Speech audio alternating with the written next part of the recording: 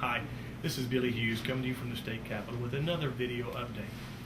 We are right now at the midpoint of the session where we have disposed with the Senate business. We're getting House bills, and we'll be spending most of the week, really the next 2 weeks, in committee before we go to the floor for final passage and sending bills, hopefully to the governor.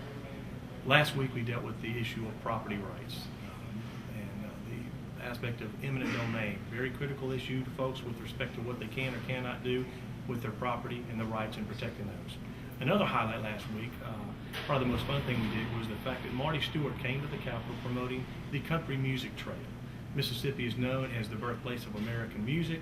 The Blues Trail has been in existence for a number of years now, is wildly successful, well known throughout the nation. People come from all over the world to see our Blues Trail and where the heritage started.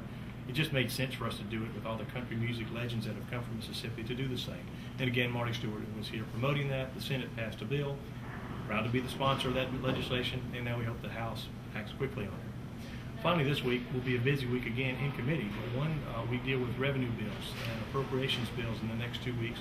One of the major highlights is that we've been talking about how to get tax relief back to people.